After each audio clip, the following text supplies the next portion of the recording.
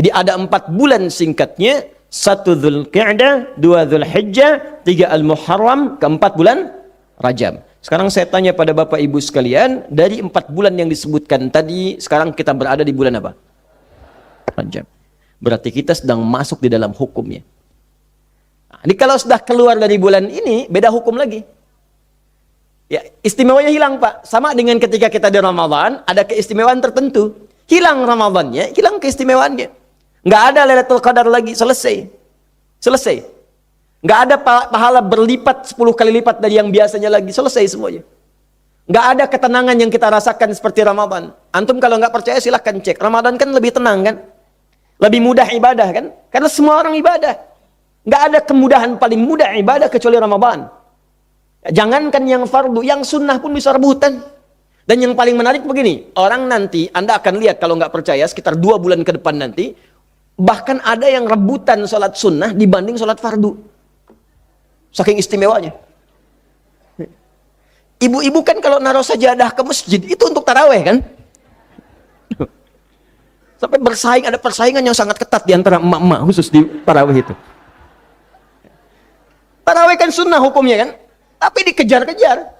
Tapi kalau sudah hilang Ramadannya, siapa yang berani persaingan itu berlanjut sampai keluar ke bulan selanjutnya? Nggak ada yang naruh sajadah tiba-tiba di hari-hari lainnya. Siapa yang bisa tilawah berlomba-lomba dan membagi kelompok-kelompok? Ada pengajian malam, pengajian dibagi per juz, pengajian 30 juz, pengajian ibu-ibu, pengajian bapak-bapak. Bapak-bapak rajin tahsin Ramadan. Ibu-ibu rajin tilawah Ramadan. Selesai Ramadan, alhamdulillah berlangsung, tapi semangatnya beda. Hilang Ramadannya, hilang kesempatannya. Rajab pun punya keistimewaan yang kalau selesai Rajabnya hilang keistimewaannya. Apa di antara keistimewaannya? Jadi kalau gini, Anda kalau bekerja, saya, Anda, kita bekerja, kan dapat gaji ya? Gaji. Ya, itu bahasa Arabnya gaji. Sekarang ada yang menyebut ratib. Ratib. Pokoknya disebut ujrah. Pokoknya yang harus dibayar. Makanya kalau Anda ke Timur Tengah itu naik taksi, ada tulisan atasnya taksi ujrah. Ya, bukan punya si ujrah. Nanti kalau ke Mekah naik taksinya punya si ujrah, si ujrah punya banyak taksi. Ya, bukan. Itu taksi bayar. Bukan gratis, bukan free. Jadi begitu Anda keluar menggunakan jasanya, bayar, berikan pokok dari jasa yang telah dia kerjakan. Perhatikan baik-baik. Teman-teman sekalian, ketika Anda bekerja dalam urusan dunia, Anda mendapatkan ujrah. Nih bayar, 10 dinar, 10.000 rupiah, sekian, sekian, sekian. Ketika Anda kerjakan untuk misi akhirat, supaya bekal untuk pulang, bukankah 10 juta ditabung, tabung, bikin rumah kan? Beli pakaian yang elok, beli kendaraan, sama persis Anda sholat itu diberikan juga bayarannya, diberikan juga pokok pemberiannya. Anda puasa diberikan pokoknya, baca Al-Quran dikasih bayarannya, namanya pahala. Dalam bahasa Al-Quran disebut ajrun namanya. Dunia ujrah, akhirat ajrun. Lahum ajrun ghairu mamnun. Ajrun. Berapa ukurannya? Minimal 10. Turun Quran surah ke-6 ayat 160.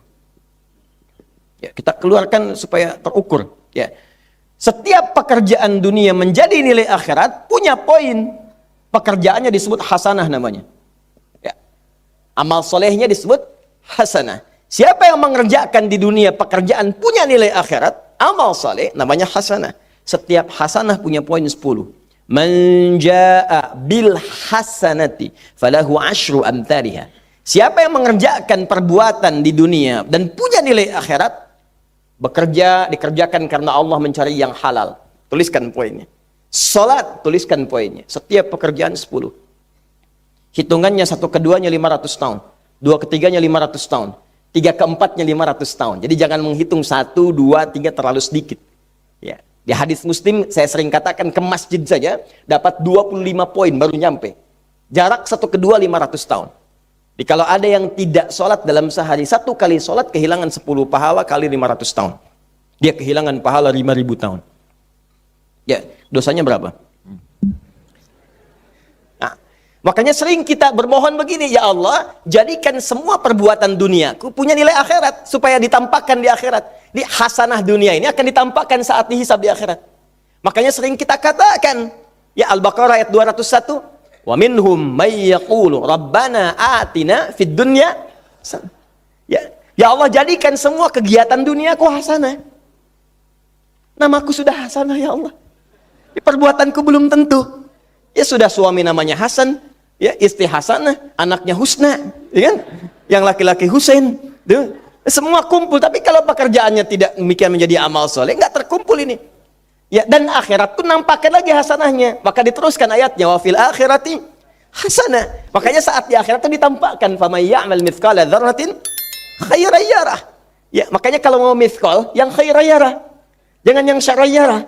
Ya, pada yang baik-baik, miskol tahajud, miskol untuk baca Quran, ya, miskol untuk bisa tilawah, miskol untuk mengingatkan puasa sunnah, itu khairan yarah. Ya, miskol pada yang tidak bagus, tinggalkan, itu syarran yarah. Ini balik sini. Maka dapat kita nilai ini, kembali kepada Allah, kumpulkan semua ini. Tinggal nanti, tergantung Anda mau punya rumah di yang mana daerahnya. Komplek yang elit. Di Indonesia, di sini Jakarta ada Pondok Indah. Ada beberapa tempat-tempat yang lainnya, elit kalangannya, Menteng, dan seterusnya.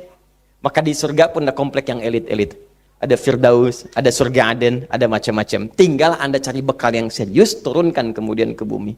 Cuman sayang, dari sekian waktu yang Allah berikan disebut dengan ajal, menjadi batasan kita untuk beramal. Setiap kita dibatasi oleh waktu. Seperti Anda pun bekerja dunia, bukankah ada waktunya? Waktu produktif untuk bekerja. Setelah itu ada masa pensiunnya. Dalam bahasa Arab, sesuatu yang kita kerjakan dengan batas dan setelah hilang batasnya, selesai aktivitasnya, disebut dengan ajal namanya. Maka Allah membuat ketentuan, kita pun tidak abadi di bumi. Setiap kita punya batas waktu. Kalau selesai, selesai dinas kita dan pulang kita untuk mempertanggungjawabkan semua yang kita kerjakan di sini. Maka turun Quran surah ke-7 ayat 30 berapa? 4 untuk menggambarkan ini. Walikulli ummatin ajal fa idza jaa ajaluhum la yastakhiruna sa'ata wa la yastaqdimun. Setiap umat seluruhnya tanpa kecuali itu pasti punya batas waktu untuk beraktivitas dan selesai pulang. Aktivitas kita ketika bergerak mencari kehidupan ma'isyah, pekerjaannya disebut dengan asya. Diingatkan kalau harakat fathah turun ke bawah kasrah artinya selesai harakatnya, hilang pekerjaannya. Dari asya menjadi isya. Setiap hari diingatkan kita dengan salat isya. Hei, seaktif-aktifnya Anda, sesibuk-sibuknya akan selesai semua itu dan semua kita akan pulang. Bukankah setelah isya kita terpejam? Itu kan latihan. Makanya dalam doa saat akan tidur jadi disebutkan bisikallahumma amutu wa ahya. Ada riwayat lain ahya wa amut. Riwayat populernya amutu wa ahya. Mungkin malam ini saya pulang. Saya meninggal. Makanya saat kita bangun dari tidur kita ucapkan alhamdulillahilladzi ahyana ba'dama. Ada maknya, sementara aja. Satu saat mungkin pulang. Kita nggak tahu di bagian mana yang tidur itu mengakhiri kehidupan kita saat kita pulang. Karena itu serius. Ada saatnya kita pulang. Nah teman-teman, ternyata sudah tahu akan pulang pun masih ada yang tidak memanfaatkan waktu dengan baik. Tanyakan pada setiap manusia ya, dari detik ini, dimulai dengan diri kita manusia kan? Tanyakan pada diri kita, Anda wafat tidak? Anda pulang tidak? Anda meninggal tidak? Kalau sadar pulang, maka cari bekal yang baik. Berarti Allah benar kan? Kata Allah setiap kita akan wafat. Kullu nafsin dha'iqatul maut. Setiap yang punya jiwa meninggal. Bahkan dikasih informasi jelas kok. Ya, yang bawa maut disebutkan namanya malakul maut. Quran surah 32 ayat ke-11. Qul yatawaffakum malakul mautil ladzi wukila bikum. Disebutkan.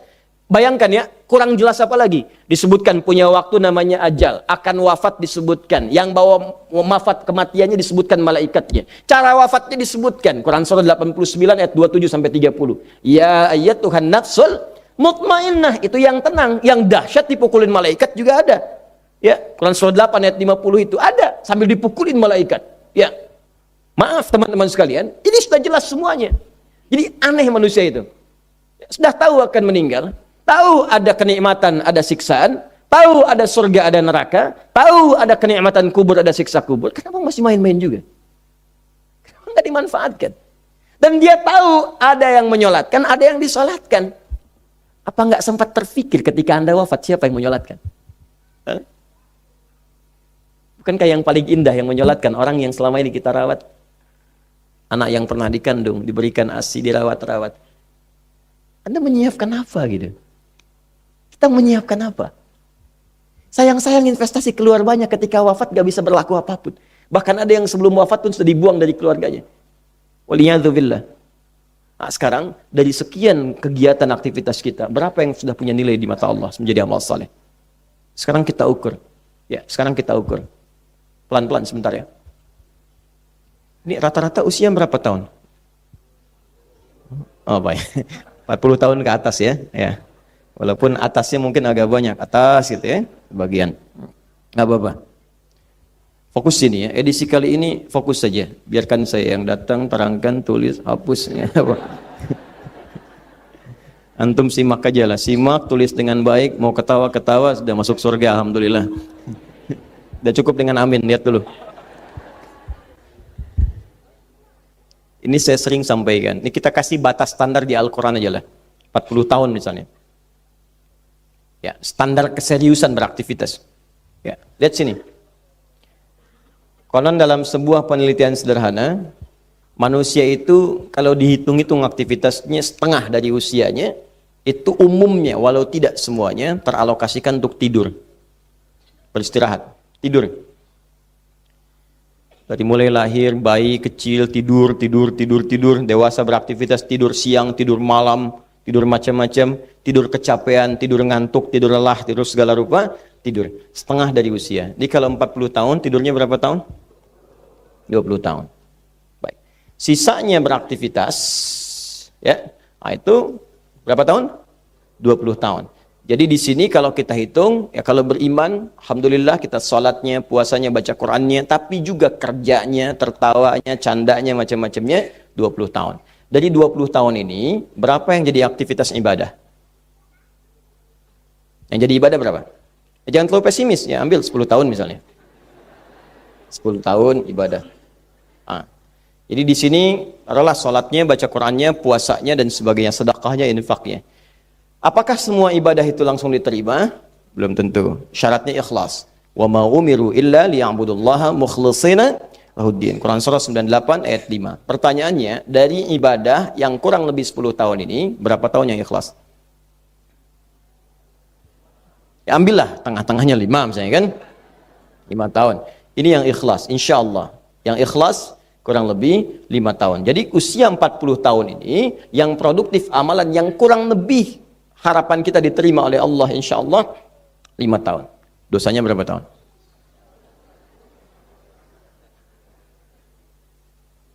Dan masih bisa tertawa.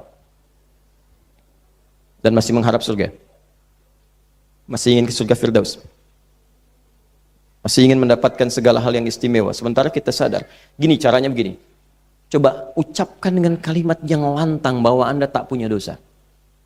Kalau tak mampu, berarti punya dosa. Ya. Ucapkan Anda sudah siap ke surga. Kalau tak mampu, amalnya masih kurang. Jadi kalau sudah merasa amal masih kurang, dosa banyak, terus masih main-main juga. Sudah tahu usia sudah di atas ini, ada yang 50, 60 tahu, waktunya sedikit. Yang kemarin-kemarin banyak yang sia-sia. Jadi kalau yang kemarin-kemarin kurang, masa sisanya masih dikurangi juga?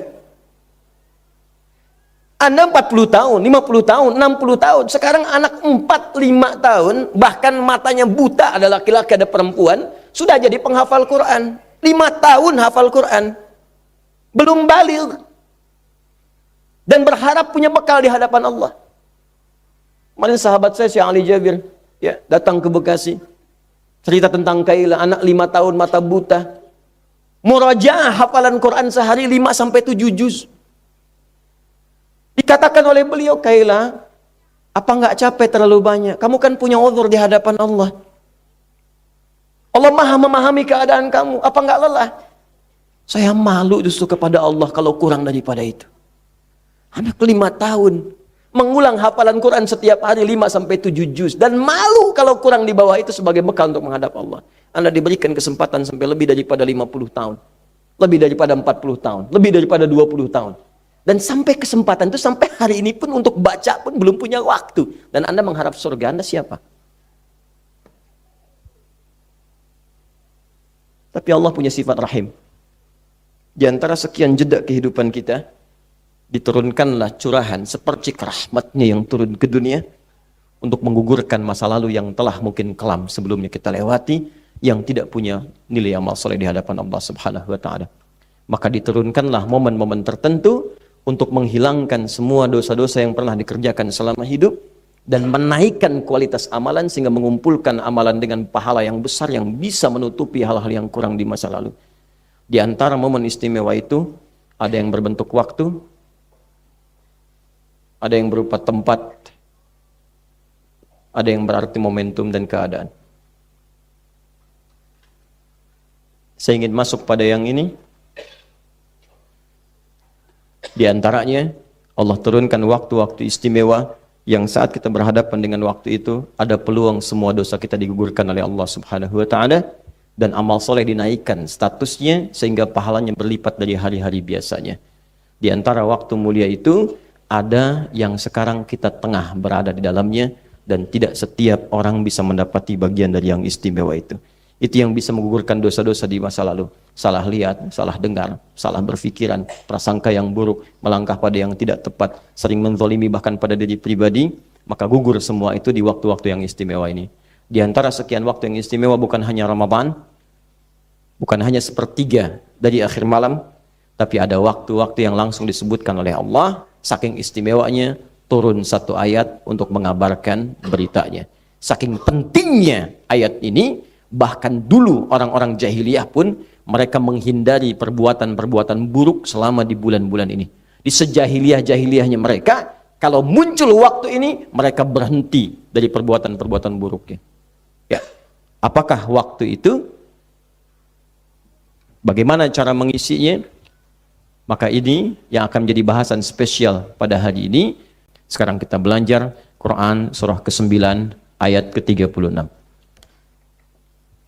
Saya saking seriusnya sampai mengumpulkan referensi-referensi yang kemudian saya kumpulkan sebelum berangkat, sudah saya printnya ada 5 lembar. Dan insya Allah ini original. Jadi saya langsung mengambil dari sumber-sumbernya, dapat masih bahasa Arab. Ya, nanti saya terangkan. Insya Allah.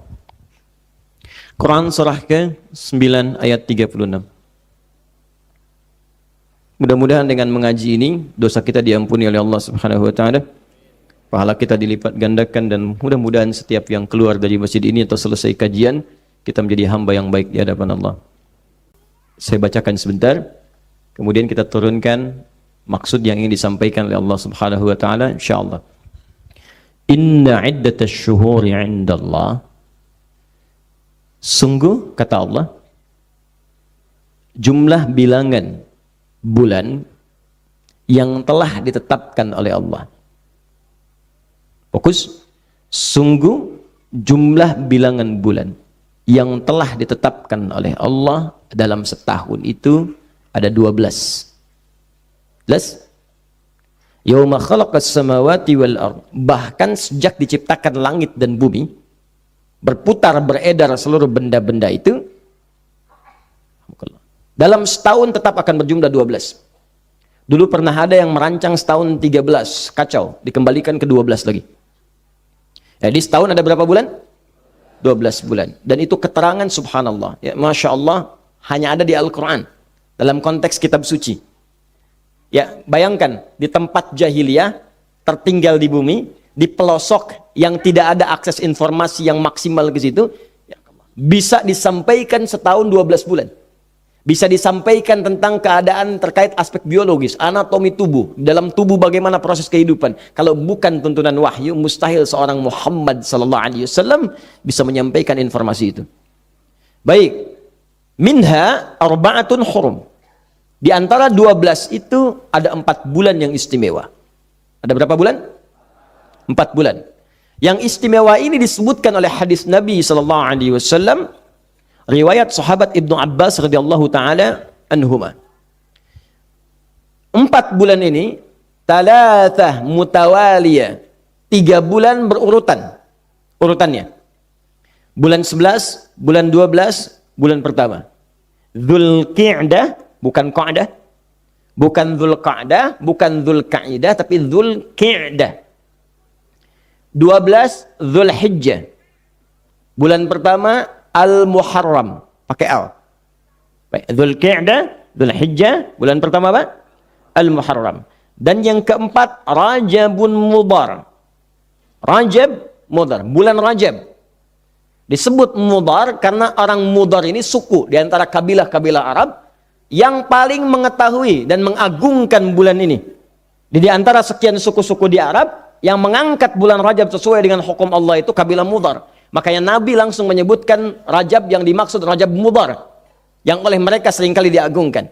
Jadi ada 4 bulan singkatnya, 1 Dzulqa'dah, 2 Dzulhijjah, 3 Al-Muharram, keempat bulan Rajab. Sekarang saya tanya pada Bapak Ibu sekalian, dari 4 bulan yang disebutkan tadi, sekarang kita berada di bulan apa?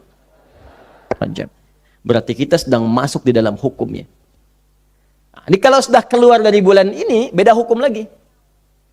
Ya, istimewanya hilang, Pak. Sama dengan ketika kita di Ramadan, ada keistimewaan tertentu. Hilang Ramadannya, hilang keistimewaannya. Nggak ada Lailatul Qadar lagi, selesai. Selesai. Nggak ada pahala berlipat 10 kali lipat dari yang biasanya lagi, selesai semuanya. Nggak ada ketenangan yang kita rasakan seperti Ramadan. Antum kalau nggak percaya silahkan cek. Ramadan kan lebih tenang kan? Lebih mudah ibadah kan? Karena semua orang ibadah. Nggak ada kemudahan paling mudah ibadah kecuali Ramadan. Jangankan yang fardu, yang sunnah pun bisa rebutan. Dan yang paling menarik begini, orang nanti, Anda akan lihat kalau nggak percaya, sekitar 2 bulan ke depan nanti, bahkan ada yang rebutan sholat sunnah dibanding sholat fardu. Saking istimewanya. Ibu-ibu kan kalau naruh sajadah ke masjid, itu untuk taraweh kan? Sampai bersaing, ada persaingan yang sangat ketat di antara emak-emak, khusus di taraweh itu. Taraweh kan sunnah hukumnya kan? Tapi dikejar-kejar. Tapi kalau sudah hilang Ramadannya, siapa yang berani persaingan itu berlanjut sampai keluar ke bulan selanjutnya? Nggak ada yang naruh sajadah tiba-tiba di hari-hari lainnya. Siapa yang bisa tilawah berlomba-lomba dan membagi kelompok-kelompok? Ada pengajian malam, pengajian dibagi per juz, pengajian 30 juz, pengajian ibu-ibu, pengajian bapak-bapak. Bapak-bapak rajin tahsin Ramadan. Ibu-ibu rajin tilawah Ramadan. Selesai Ramadan, alhamdulillah berlangsung, tapi semangatnya beda. Hilang Ramadannya, hilang kesempatannya. Rajab pun punya keistimewaan yang kalau selesai Rajabnya hilang keistimewaannya. Apa diantara keistimewaannya? Baik. Pertama tadi disebut dengan Syahrul Hurum, termasuk bagian dari Syahrul Hurum. Saya mohon maaf, saya tidak bermaksud buka tutup kacamata. Jadi kalau saya buka begini, Anda nggak jelas kelihatannya. Ya, karena di belakang Anda ada akhwat itu. Saya ingin semua nggak jelas aja sekalian, gitu. Ya, supaya pandangan saya tetap dijaga Allah dalam kebaikan. Tapi kalau saya pakai supaya nulis kelihatan, supaya jelas, ya. Dimohon izin kalau saya buka tutup, saya menghargai Anda semua. Ya, di antum nggak jelas nih. Bismillah. Baik. Pertama, keistimewaannya disebut dengan bulan Hurum. Ya. Bismillah. Ya Allah.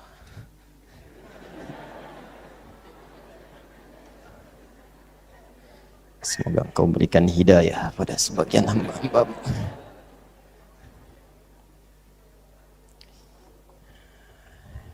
Fokus ini. 1 termasuk pada bulan Al-Hurum. Minha arba'atun hurum. Ya, saya kasih alif lamnya untuk mengcover yang kalimat-kalimat sebelumnya. Bulan Al-Hurum. Yang kedua, dzalikad dinul qayyim. Ad-dinul qayyim. Wah, Allahu akbar. 3, fala tadhlimu fihinna anfusakum. Pakai fa lagi. Fala tadhlimu fihinna anfusakum.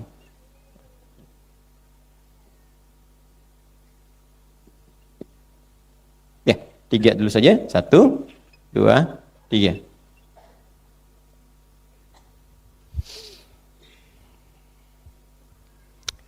Ada hurum, ada haram, ada muharram, ada muhrim, ada mahram. Itu beda. Jelas? Belum saya terangkan. Haram itu hukumnya. Tahrim kalau di usul fikih. Haram itu hukumnya. Makanya Anda sering mengatakan, apa hukumnya berdusta? Haram. Apa hukumnya mencuri? Haram.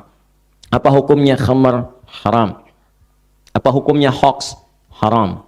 Apa hukumnya jadi buzzer? Haram. Ya? Apa hukumnya mengadu domba? Haram. Haram, haram, haram. Perbuatannya disebut muharram. Perbuatannya yang diharamkan. Mabuk muharram perbuatannya. Mencuri perbuatannya muharram. Waktu meninggalkan segala yang diharamkan tambah alif lam. Al-muharram. Ya. Jadi kalau Anda mau hijrah, cara mulai hijrah, tinggalkan segala yang dilarang oleh Allah Subhanahu wa taala. Yang disebutkan dalam hadis Al-Bukhari di Kitabul Iman. Ya, tinggalkan. Ya, wal hijratu ya, sedangkan hijrah itu ya, man hajara amma nahallahu anhu, yaitu orang yang mampu meninggalkan semua yang dilarang oleh Allah. Karena itu tahun hijrah itu dimulai dengan bulan Al-Muharram. Kalau pengen hijrah sederhana, tinggalkan semua yang dilarang oleh Allah Subhanahu wa taala. Karena itu dari ujung kepala sampai ujung kaki dicek apa yang sering dikerjakan oleh tubuh kita yang kira-kira dilarang Allah. Mata larangannya apa? Telinga larangannya apa? Mulut apa? Sampai ke ujung kaki. Gak usah yang jauh-jauh dulu, diri kita aja dulu yang diciptakan oleh Allah.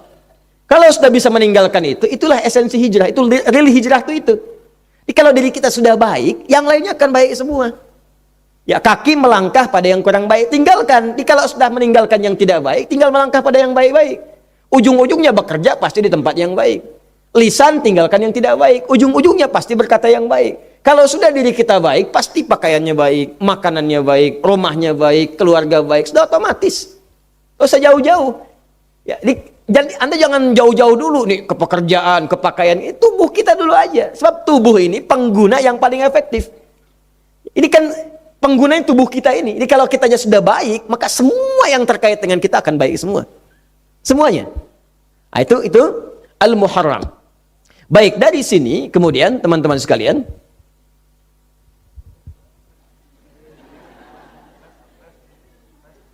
alhamdulillah. Jazakallah khair. Baik. Al-Muharram. Kemudian ada muhrim. Ya, muhrim. Kalau Anda mencoba menanggalkan yang haram tadi, masih ingat haram hukumnya? Perbuatannya apa?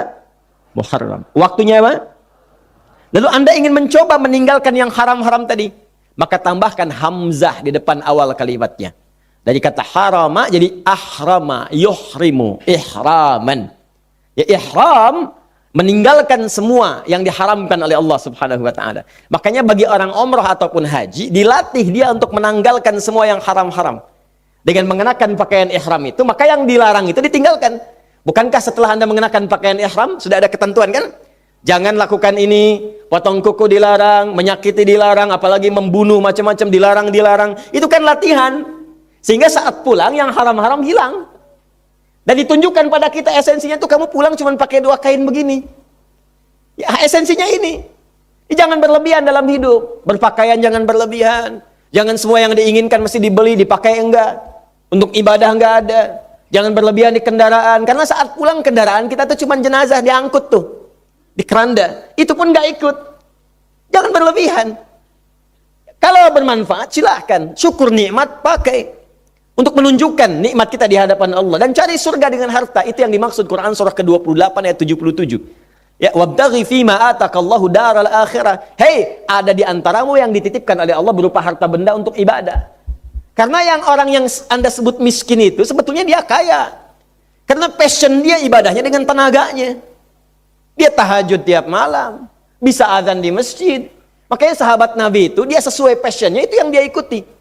Bukan nggak bisa, dia sudah pilih. Ada yang dengan tenaga, ilmu dengan harta. Yang dengan ilmu Ali bin Abi Thalib radhiyallahu wajah. Sahabat Abu Hurairah radhiyallahu taala anhu dengan ilmu. Yang dengan harta Utsman bin Affan radhiyallahu taala anhu, Abdurrahman bin Auf radhiyallahu taala anhu dengan harta. Bilal dengan tenaga. Ali udah ngambil ilmu. Utsman nggak ngambil harta. Kalau saya masuk ke situ persaingannya menjadi ketat. Saya ambil peluang yang lain, saya dapat surga, tapi pada passion saya, tenaga, azan aja. Kalau dengan azan sudah ke surga, ngapain ke kantor? Bilal itu ya. Tapi kan passionnya beda. Ya, Allahu Akbar, Allahu Akbar. Sampai ketika azan kata Nabi, aku mendengar terumpah Bilal di surga. Kedengaran azan surga. Tuh. Tapi kan nggak semua bakat azan. Ya, Allahu Akbar, Allahu Akbar. Langsung ke masjid. Bagus suaranya. Tapi kan ada yang nggak seperti itu suaranya. Allahu Akbar, Allahu Akbar. Saya tak. Cuman pengen tahu aja siapa yang azan. Ganti. Nggak ada yang ke masjid. Memang bakatnya bukan di situ. Ada yang bakatnya ngajar. Ada yang bakatnya dengan harta, dengan kedudukan. Makanya setiap diberikan passion dalam kehidupan, itu peluang untuk beramal soleh. Sebelum itu hilang. Ini ada yang punya kedudukan. Bikin polisi yang baik, kebijakan yang bagus-bagus. Jadi amal soleh. Jadi pahala itu. Anda jadi pimpinan misalnya di kantor. Catat aja kalau Anda muslim, untuk yang muslim sholat berjamaah. Bikin edaran aja. Jangan lihat berapa banyak yang sholat. Yang penting surat keluar. Begitu dikeluarkan tanda tangan Anda, jadi pahala. Setiap ada orang satu sholat, mengalir pahala untuk Anda tanpa dikurangi sedikit pun. Kalau jabatan itu udah hilang, kan nggak bisa lagi tanda tangan. Nggak ada kebijakan lagi. Mumpung masih ada harta, diturunkan ibadah harta. Ada infak, ada sedekah, ada zakat. Itu tuh untuk mencari surga. Silakan. Ya, sebelum diganti oleh Allah kepada yang lain. Mumpung masih ada, kalau sudah nggak ada kesempatannya. Jadi bukan buat gaya-gayaan, yang sudah gaya, korun, tenggelam juga. Tenggelam di tanah. Gaya dengan jabatan Firaun, tenggelam di lautan. Yang satu di laut, yang satu di tanah, kena likuifasi, sudah ada. Terus Anda pengen ikutan, jangan bersaing, nggak akan menang. Ya, sudah selesai semua. Intelektual keblinger ada, Haman namanya. Sama juga, tenggelam juga. Habis selesai, tinggal sisanya digunakan untuk kita mengambil nilai kebaikan. Itu poinnya. Jadi tinggal kita lihat aja di mana nih. Yang kurang bagus tanggalkan. Itu ihram. Ya, orang yang menggunakan pakaian ihram itu disebut muhrim namanya. Muhrim sedang berihram. Jangan salah. Awas ya, kalau hubungan persaudaraan yang tidak menjadikan dia terkait dengan pernikahan, haram menikah antar itu, mahram namanya. Ada muhrim, ada mahram. Tuh. Haram sudah, muharram sudah, al-muharram sudah, ihram sudah, muhrim sudah, mahram sudah. Jadi kalau satu mahram, nggak boleh terjadi pernikahan. Ini saya tekankan, di zaman ini sudah banyak fitnahnya ini. Saya baca berita kemarin ada ibu nikah dengan anak. Allahu Akbar. Kasus-kasus incest ini sekarang udah banyak di Indonesia ini. Mesti hati-hati nih. Mesti hati-hati. Hubungan kakak dengan adik. Kakak SMA, adik SD. Bisa berhubungan. Allahu Akbar. Allahu Akbar, Allahu Akbar. Hati-hati, hati-hati.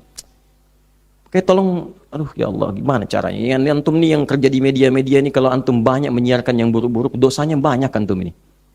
Kenapa nggak menyiarkan yang baik-baik sih? Ya, saya meminta kepada yang berwenang ini, coba sih diperingatkan itu, media-media semua itu, supaya kalau bisa acara yang baik-baik kan ditonton juga. Kenapa nggak bikin yang baik-baik? Acara yang bagus, bikin cerdas cermat, bikin kuis yang baik-baik, yang muslim begini, yang lain begini, bikin yang bagus-bagus.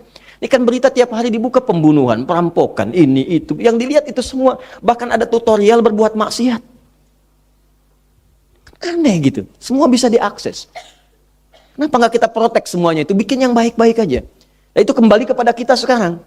Saya baru baca kemarin teman-teman, ada ibu menikahi anaknya, nikah dengan anaknya, di luar tapi bukan di sini. Anda bisa bayangkan, hancur itu. Sudah diingatkan, hasil dia apa? Sudah ada penelitian. Akan berpengaruh pada genetikanya, keturunan ke depannya. Nah, saya kembalikan ke awal, kalau satu mahram tidak boleh terjadi pernikahan. Mahram. Nah sekarang, kalau Anda kumpulkan nilai-nilai itu, di saat yang sama dilatih kita meninggalkan yang haram-haram. Di saat yang sama kita berlatih untuk mendekat kepada Allah Subhanahu wa Ta'ala. Di saat yang sama kita berusaha untuk menjadikan ibadah kita meningkat di hadapan Allah Subhanahu wa Ta'ala. Maka jadikan kalimatnya berubah, mengumpulkan semua itu dalam bentuk jamaknya, disebut dengan hurum namanya. Ya. Minha arba'atun hurum. Ada 4 bulan, dia punya jamak dari kata syahrun. Jadi ashur terbatas. Kalau banyak disebut syuhur namanya. Ashur hanya 4 bulan saja yang punya sifat hurum, menjamakkan dari yang tadi. Selain jamak kepada bilangan ashur, menjamakkan fungsi ini. Jadi di bulan itu teman-teman sekalian, ada peluang bagi kita untuk menggugurkan dosa-dosa di hadapan Allah Subhanahu wa Ta'ala, seperti orang mengenakan pakaian ihram dilatih saat dia menunaikan umrah atau haji. Jadi di sini Bahkan ada yang menyebut Syahrul Rajab, Syahrul Hurum, Syahrullah, bulan khusus yang diistimewakan Allah Subhanahu wa taala. Bulan ini punya potensi untuk menggugurkan dosa-dosa di hadapan Allah.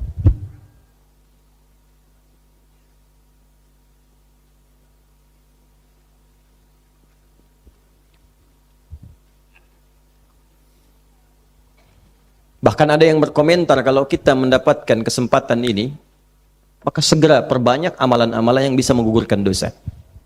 Karena peluangnya lebih tinggi. Beda waktunya, tadi saya katakan, ada Ramadan, ada tengah malam, ini Rajab. Istimewa ini.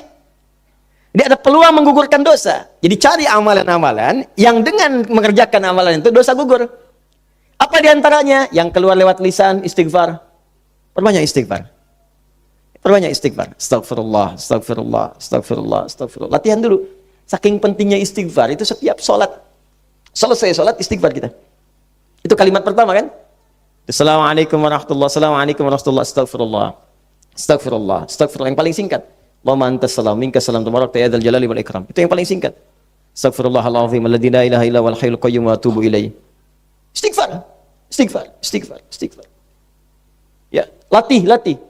Mumpung Rajabnya ini panjang, latihan. Kapan latihan terbaik? Ba'da tahajud, sebelum subuh. Disebut ashar, waktunya sahar namanya. Jamaknya ashar. Itu yang disebutkan di Quran surah 51 ayat 18. Wabil ashari hum yastaghfirun. Ada orang yang berlatih istighfar di setiap penghujung malam sebelum subuh. Astaghfirullah. Quran surah 51 ayat 18. Astaghfirullah. Astagfirullah, astagfirullah, astagfirullah. Itu diisyaratkan oleh Al-Quran, kalau terbiasa begitu, gugur dosa-dosanya, bahkan diisyaratkan ada penghuni taman surga yang beraktivitas di bumi. Apa rangkaian amalnya? Rajin istighfar setiap sebelum subuh. Nanti dia akan berkumpul dengan 4 golongan lain, yang disebutkan di Quran, surah ke-3, Ali Imran, di ayat ke-16 itu. Sabirina was-sadiqina wal-qanitina wal-munfiqina wal-mustaghfirina bil ashar. Wal-mustaghfirina bil ashar. As-sabirina orang sabar, was-sadiqina orang jujur, wal-qanitina orang khusyuk dalam salat, wal-munfiqina orang rajin infak, wal-mustaghfirina bil ashar. Dan rajin istighfar, suka latihan istighfar di waktu sahar, waktu menjelang subuh. Itu akan dikumpulkan di satu surga yang sangat istimewa. Sangat istimewa, dan memperoleh ridha Allah Subhanahu wa taala saat pulang kembali ke akhirat. Ya, istighfar. Kalau mau dispesifikan, cari jenisnya seperti saya ajarkan dulu. Misal, istighfar dari dosa diajarkan dari istighfarnya Nabi Adam. Quran surah ke-7 ayat 23. Rabbana zalamna anfusana wa illam taghfir lana wa tarhamna lanakunanna minal.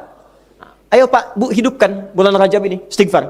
Rabbana zalamna anfusana wa illam taghfir. Tapi gini, caranya, kalau istighfar merasa ingin membebaskan dari dosa, berarti merasa punya dosa. Diingat-ingat dosanya sambil istighfar. Sehingga kalimat itu tidak hanya keluar di lisan secara formalitas, tapi masuk ke hati untuk mengoreksi diri. Ingat dosa mata apa? Salah lihat. Melotot sembarangan pada pasangan hidup. Melotot pada orang tua. Lisan berkata yang tidak benar pada orang tua, pada tetangga, dan istighfar. Istighfari mata. Sampai ketika mata itu diistighfari, mata itu tak sanggup melihat yang buruk-buruk lagi. Istighfari lisan, sampai dengan diistighfari lisan itu, lisan tak sanggup berkata yang kotor lagi. Artinya diterima tuh istighfarnya. Ada istighfar dalam beraktivitas, pekerjaan. Mungkin bersaing yang tidak sehat. Bahkan bersaingnya sehat, cuma dapat ujian dari Allah. Tender kalah lagi, padahal Anda yang jujur, dirampas orang. Anda yang dizolimi, tapi Anda nggak sabar sampai menyimpulkan, ya Allah kenapa harus saya? Ya Allah kapan berakhir? Ya Allah kenapa saya pengen hijrah tapi ujiannya begini ya Allah? Ya Allah, kenapa saya pengen berubah tapi ditimpa musibah terus-terusan? Bukan cuman Anda, Cepi. Lihat Nabi Yunus. Ya. Nabi Yunus dakwah sana sini, Nabi Rasul. Dizalimi, dijaili, disingkirkan, disungkulkan, dilempar ke laut, ditelanikan paus. Anda seburuk-buruknya, sesempit-sempitnya, belum ada yang ditelanikan paus. Kalau nggak ada yang di sini. Sampai masuk ke perut ikan paus. Saya tanya pada Anda, kalau masuk ke perut ikan paus, pengap tidak? Pernah. Pengap, gelap, sulit. Ya, tapi apa yang dikerjakan? Nabi Yunus pun pernah dengan kemanusiaannya mengatakan, kapan saya ditolong Allah? Ya. Diabadikan dalam Al-Quran.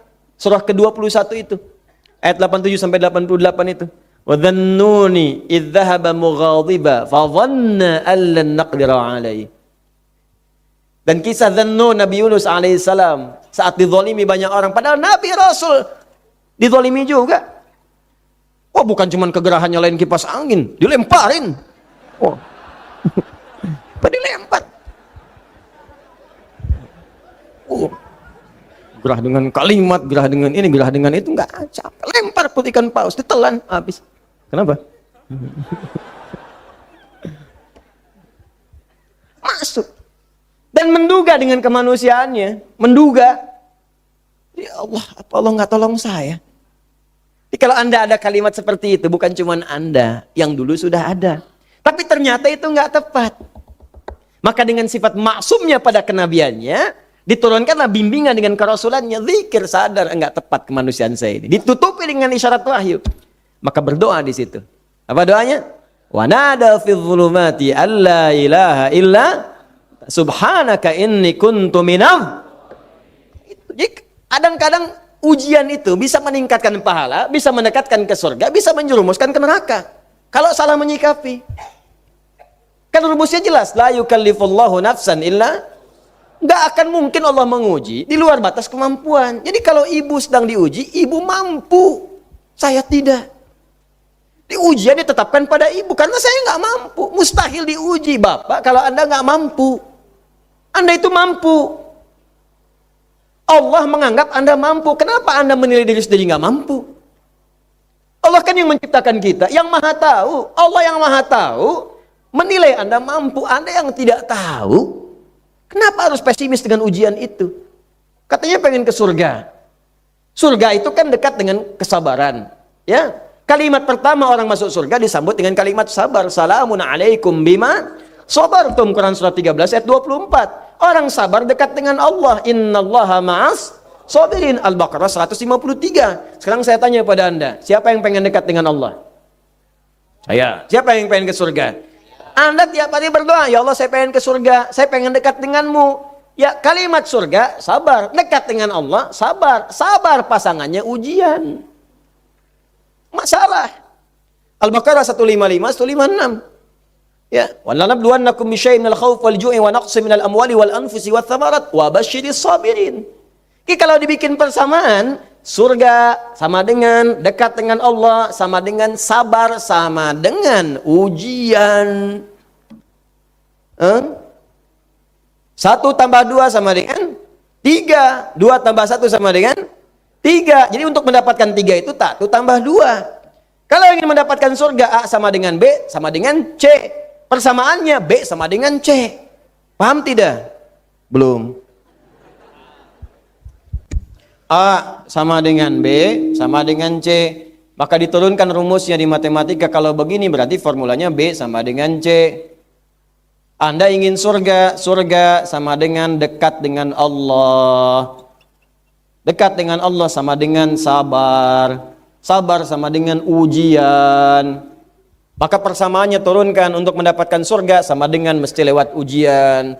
Untuk dekat dengan Allah sama dengan mesti ujian. Untuk sabar harus lewat ujian. Jadi ternyata ketika Anda pengen ke surga dikabulkan oleh Allah. Ya Allah aku pengen ke surga. Oke. Surga sama dengan ujian. Oh, dikasih ujian. Mau ke masjid. Wah, tampil bagus, pakai Ferrari. Masya Allah. Baju paling bagus, sepatu bagus, sholat. Baju tahiyatul masjid, keluar pulang, hilang.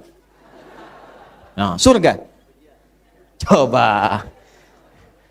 Pilih sendal atau surga? Hah? Sendal apa surga? Nah, sekarang Allah berikan Anda ujian, Anda marah-marah pada ujian. Mana sendal saya? DKM nih, oh DKM. Nah ini, rumusnya pakai, sabar. Sabar bukan diam, sabar mempelajari. Jadi banyak orang gak lulus ujian itu bukan karena gak mampu, karena gak belajar. Coba lihat di kampus-kampus, bukan karena gak mampu, gak belajar. Di sekolah gak belajar. Jadi kalau di sekolah aja gak lulus, bagaimana di kehidupan? Anda bisa melamar anak orang lain, menghidupi diri aja belum mampu. Bagaimana kita mencapai yang besar-besar kalau pribadi kita gak dirubah cara pandangnya? Karena nggak belajar, maka pelajari dulu. Rumus mendapati ujian ini, belajarnya pada sabar. Rumus sabar turunannya apa di Quran? Sabar itu bukan diam. Sabar mempelajari bagaimana cara bersabar. Maka di antara fikih ujian itu satu, pelajari rumus-rumusnya. Misal Quran surah kedua ayat 286. La yukallifullahu nafsan illa wus'aha. Quran surah kedua di akhir di pertengahan ayat 185. Yuridullahu bikumul yusra wala yuridu bikumul, ya ditambahkan di alam nasrah. Inna ma'al usri. Pakai ini jadi mudah menghadapi ujiannya. Jadi ketika kita mendapatkan ujian, itu bagian dari kenikmatan yang bisa kita dapatkan dari Allah Subhanahu wa taala. Kalau cara pandangnya benar. Jadi kalau Anda merasa, oh Allah menguji karena mampu, kalau nggak mampu nggak akan diuji. Jadi ringan hati kita menghadapinya. Tapi nggak usah pakai basang status segala. Memang aku yang mampu, Ustadz Adi pun tidak. Dia bohong. Kemudian bawa ringan, bahasa psikologinya begini. Ketika ada ujian, pasti selesai. Itu maksudnya innamal usri yusra, pasti selesai. Nggak ada solusinya. Pasti selesai, pasti beres. Itu akan ringan. Tinggal nanti ikhtiar. Ya. Nah, sekarang kembalikan ke konteks tadi. Semua yang kita lakukan dalam kehidupan, coba saat ini istighfari. Istighfari. Tapi sampai diingat-ingat. Dosanya apa? Mudah-mudahan semua lulus ini. Ya, insya Allah. Makanya dimulai dari sekarang. Begitu keluar dari sini bikin kurikulum selama sebulan ini, bulan Rajab ini, coba koreksi diri, istighfari. Nah, termasuk tadi, mungkin yang tender Anda, yang diambil orang, bukan cuma Anda. Nabi Yunus dulu begitu. Dakwah ke sini ke situ dilempari sampai masuk ke perut ikan paus. Tapi yang paling menarik ketika diselamatkan oleh Allah, beliau berzikir istighfar. Begitu istighfar diselamatkan. Ayat 88-nya, kalimatnya, fastajabna lahu. Kami jawab doanya. Yang paling menarik kalimatnya bukan kami selamatkan dari ikan paus. Bukan Allah mengatakan fanajjainahu minal hut, tapi minal ghammi wa kadzalika nunjil mu'minin. Kami selamatkan dari kesempitan, kegelapan yang menaunginya. Jadi ada orang yang walaupun nggak masuk ke perut ikan paus, suasananya sama. Tiba-tiba harta hilang ditipu orang, gelap, walaupun nggak masuk ke perut ikan paus, pengap, makan susah, jalan lunglai. Ada yang begitu? Zikirnya pakai zikirnya. La ilaha illa anta subhanaka inni kuntu minadh dhalimin. La ilaha illa anta subhanaka inni kuntu minadh. Mungkin itu selama ini pekerjaan susah didapatkan. Selama ini sulit bergaul dengan orang karena ada bagian-bagian tubuh kita yang belum selesai. Ya. Zikir ketika sakit ada. Zikirnya Nabi Ayyub alaihissalam. Wa ayyuba idznada rabbahu anni masani yadhurru wa anta arhamur rahimin. Allahumma anni masani yadhurru wa anta arhamur rahimin. Sekarang musim-musim sakit, corona dan sebagainya. Ada ujian-ujian. Sedangkan penyakit itu kan mendekatkan pada ampunan Allah salah satunya. Bukankah orang sakit itu sering istighfar? Ya, kalau dengan sakit belum istighfar juga dikasih lagi yang lebih tinggi supaya tahu ada Allah. Ya sekarang kalau dikasih sampai segini belum dekat juga dengan Allah. Lari panik sana sini, udah nggak bisa ngatasin. Mau beli masker udah diborong orang. Mau ini udah begini, udah begitu, dosanya banyak tuh yang borong masker tuh. Ya, staf saya nyari masker, habis semua. Yang ada cuma warna pink. Aduh, tadi malam dibeli lagi.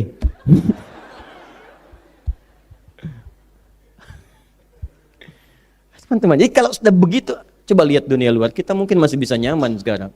Ya, masuk WA ke kami itu ada yang teman-teman kita doakan yang di Korea, di Jepang, di Cina, di Wuhan sebagainya kita doakan. Nah, banyak Muslim yang mau jumatan susah, mau jamaah nggak boleh karena kondisi darurat saat itu. Kita doakan, sabar, sampai dipaksa menyebut nama Allah. Ayo istighfar, zikir seperti Nabi Ayub melakukannya. Itu bulan-bulan ini perbaiki diri, cek lagi hubungan dengan sekitaran. Ya, saya pun tidak malu untuk mengatakan saya minta maaf. Selama ini saya pasti banyak salah kepada semuanya. Dan kalau ada janji-janji atau apa yang belum saya tepati, tolong disampaikan. Saya berusaha untuk menyelesaikan saat-saat ini. Dan saya bulan ini, insya Allah siapapun yang punya persoalan dengan saya membuka selebar-lebarnya untuk memaafkan. Saya maafkan. Kecuali ada dua golongan yang saya agak sulit bagaimana menyikapinya. Ya karena saya nggak pernah tahu gitu. Dan itu dimaafkan bagi diri kita sih bisa terbuka. Tapi ada hal yang belum selesai di hadapan Allah. Itu dua golongan. Satu, orang yang menyebut saya pelaku bid'ah. Ini susah ini. Susah.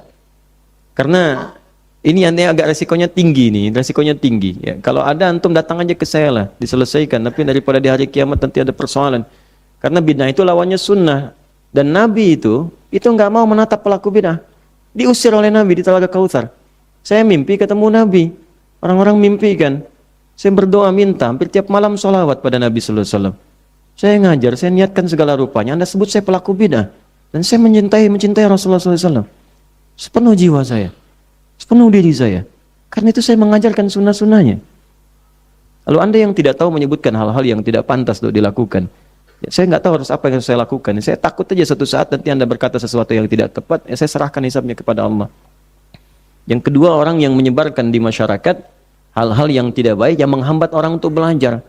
Saya agak bingung menyikapinya, karena Allah pun menyebut itu sebagai pelaku paling zalim yang pernah hidup di bumi. Al-Baqarah 114, وَمَنْ أَظْلَمُ مِمَّنْ مَنَعَ مَسَاجِدَ اللَّهِ أَنْ يُذْكَرَ فِيهَا اسْمُهُ. Siapa orang paling zalim di bumi yang melarang orang-orang itu untuk datang ke masjid untuk belajar berzikir? Karena sebarkan gosip si Adi Hidayat, Ustadz radikal, Adi Hidayat, Ustadz ini, Ustadz itu, sehingga orang tuh nggak mau belajar. Ketika ada peluang merubah dia, nanti dia tidak mendapatkannya karena perilaku Anda di situ. Bagaimana Anda berhadapan dengan Allah Subhanahu Wa Taala? Ya, maka kalau belum kenal, kenalan aja, datang, kenalan. Ya, datang, tanyakan. Kalau tidak sepakat, tidak harus berselisih. Ya, nggak apa-apa, kita saling menghormati. Kalau sepakat, kita saling mendukung. Jangan sampai perbedaan pendapat menjadikan kita tidak bisa minum teh bersama. Ya, saya mendoakan ke semua, berusaha untuk baik-baik. Dan kalau ada yang kurang baik, tunjukkan pada saya supaya saya rubah. Jangan dibicarakan di belakang. Kalau di belakang saya nggak tahu. Ini Anda bicara sama orang di belakang, ngobrol di belakang. Ini di media sosial di belakang, begini-begini. Ya, saya kan nggak tahu. Jadi kalau saya nggak tahu, bagaimana saya bisa merubahnya? Tidak mudah kan seperti itu. Lebih baik Anda datang, selesaikan dan selesai. Ustadz, ini Anda nggak benar pendapatnya yang mana? Oh, ternyata betul tidak benar ya. Saya koreksi, ini masyarakat tidak benar ya. Cuma mungkin ada sesuatu yang menurut Anda benar, menurut saya tidak. Ya, di situ ada ikhtilaf. Kalau ikhtilaf saling menghargai karena timbangannya berbeda. Atau kadang-kadang kebanyakan begini, dianggapnya salah padahal ilmu dia yang kurang. Ada juga yang begitu. Nah, jadi kita dudukkan, ini di belakang bilang begini, ketemu nggak mau ditemuin nggak ada. Gimana, susah gitu kan? Ya sudahlah, apa boleh buat ya. Abli mah apa tuh gitu ya. Nah, ini kita kembali lagi ya, kita sama-sama. Saya pun ingin mempraktekkan ini. Saya berusaha menjadi orang pertama untuk mengamalkan apa yang saya sampaikan. Agak cepat. Sampai jam berapa kita? Ya. Saya bukan lihat ibu, saya lihat jam. Jam berapa itu? Jam 9. Jam 10? Oh, setengah 10. 8.46. 2, saya cepat. Jadi sekarang kita praktekkan istighfar ya. Ya, jangan cari masalah dengan sekitaran kita. Kalau ada yang salah, kita maafkan dulu. Ingat, memaafkan itu bukan menghilangkan masalah, bukan. Tapi menghilangkan kegelisahan dalam jiwa. Sepanjang orang bersangkutan belum minta maaf pada kita, maka dia belum selesai dengan Allah. Tapi kita diselesaikan. Jadi untungnya memaafkan itu, nggak ada beban di hati kita. Jadi kita nggak mikirin orang-orang itu. Persoalannya hilang. Yang dianggap rugi diganti oleh Allah. Nggak percaya silahkan. Saya berani berkata karena sudah mengalami. Dan saya praktekkan, dapat itu. Saya contoh orang-orang dulu. Di memaafkan itu, bukan berarti selesai persoalan tuntas, bukan. Tapi yang terkait dengan kita, diselesaikan oleh Allah. Dihilangkan dari keadaan pikiran dan hati kita, sehingga hati kita nggak sibuk pikirin itu. Tapi orang yang terkait dengan kita, kalau belum dia minta maaf, itu akan selalu terbawa jadi pikiran dia, mengumpulkan dosa lagi, dan kembali kepada Allah, belum selesai dia dengan Allah. Itu ruginya. Kayak yang punya masalah dengan pasangan itu pulang, saling memaafkan dengan baik. Di rumah tangga cek lagi, tingkat masalahnya apa, dudukan lagi. Nggak ketemu sendiri, cari orang lain, fasilitas yang terdekat, selesaikan, sampai selesai. Jangan pulang kepada Allah belum selesai. Dengan tetangga, dengan kerabat, dan sebagainya. 1, ini Rajab ya. Mudah-mudahan kalau kita lakukan, dosa gugur. Yang paling enak kan begitu dosa diampuni, meninggal. Insya Allah. Itu paling enak ya. Mau begitu? Ya, Masya Allah ya. Setiap orang mendambakannya. Ya, setiap orang mendambakannya. Ya, antum duluan, saya belakangan insya Allah ya. Ya, kalau kita tukar ya. Saya belakangan, antum duluan ya mungkin. Sama ya, sudah. Saya duluan Bu, mungkin. Saya duluan. Ya, duluan menyolatkan ibu ya. Bisa. Ya, 2 ini. Dzalikan dinul qayyim. Ini bisa dibawa ke sini. Orang yang sering istighfar, mengoreksi diri, itulah petunjuk agama yang benar, lurus. Jadi agama kita itu mengajarkan yang benar-benar. Islam tuh ngajarin yang benar, bukan yang nggak benar. Jadi kalau ada yang kurang tahu tentang Islam, jangan mencela dulu. Ada Islam itu radikal, ya kenali dulu dong, jangan langsung menjudge. Kenali dulu, masuk dulu ke Islam. Masuk Islam dulu. Kalau sudah masuk, belajar sholat, belajar puasa, belajar Al-Quran, yakin saya nggak akan keluar. Silakan. Karena Anda kalau belum tahu apa-apa, kan Anda datang kan, untuk Anda ketahui. Ya kan? Anda belum tahu Senayan, ke Senayan. Belum tahu Tanah Kusir, Tanah Kusir. Belum tahu Tanah Suci, ke Tanah Suci. Belum tahu ini, Anda datangi. Anda belum tahu Islam, masuk aja dulu.